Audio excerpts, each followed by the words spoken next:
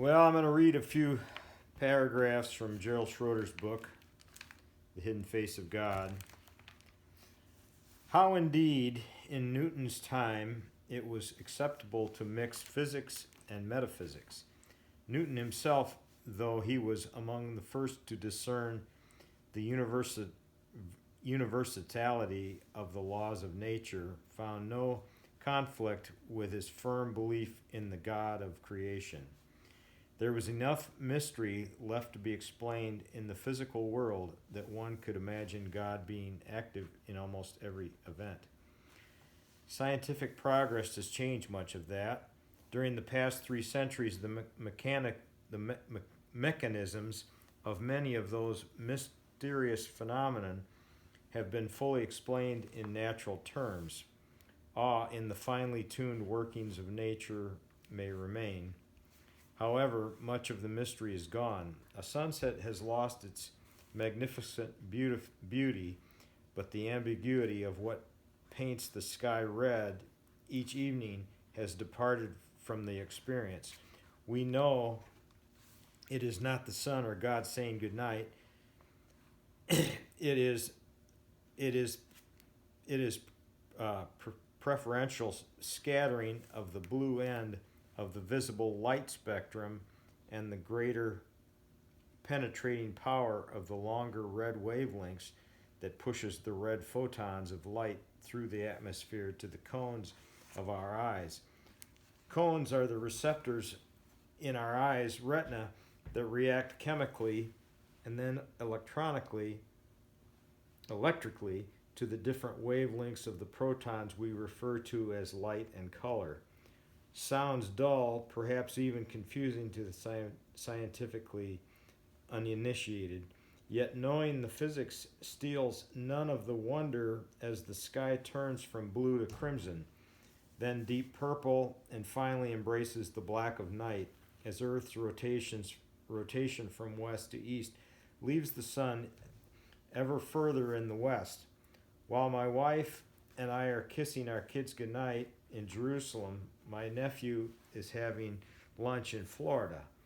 The mystery that remains in the sunset is the riddle of why and how a mixture of seemingly inert, unthinking atoms of carbon, hydrogen, oxygen, and several other varieties can produce humans capable of having the subjective experience we refer to as beauty, or the love that would have us kiss our kids goodnight. The science is no closer to answering those questions today than it was a century ago. This is a picture of my grandfather that shares the same last name as myself, down on the farm that I used to visit as a small boy.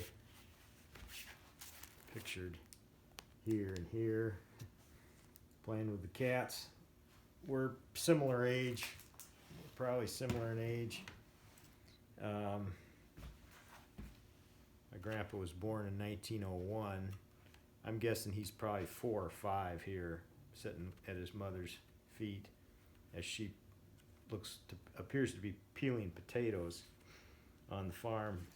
Yeah, lots of fond memories down there with cane fishing pole and bobbers and old pickup trucks out in the hayfield, and snakes and bullfrogs, and took one of my friends, boyhood friends, down there when we were young,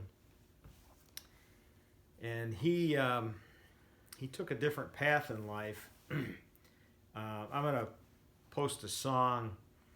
It's Craig Morgan singing with Jelly Roll, and Jelly Roll and my friend, you could say, had similar early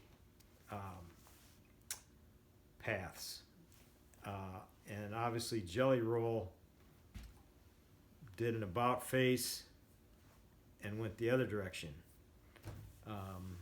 because he's still alive. My friend died on a park bench from, I think he drank himself to death in Portland, Oregon. They found him dead on a park bench. But this song, it's called Almost Home, and they describe in this video that I'm going to post of how the song changed his direction. It was one of the things that changed his direction in prison, ultimately got him to God, and then the rest is history. And I see where what made me think of Jelly Roll this morning was I see in the news where he got a full pardon from the governor of Tennessee from all of his crimes, and from what I can see, that's a total miracle. And but anyhow, I'll these pictures remind me a lot of the song, because it talks about when he's dreaming, he's thinking of, you know, cane fishing pole and just running, you know, through the countryside, and anyhow, that's that was on my mind to share today. So anyhow, you all have a good one, and God bless. Possibly I might get out kayaking on Thursday. I think that's Christmas Day. If it's supposed to be up in the 50s, that is if the river's open. So we'll see. All right, you have a good one. God bless.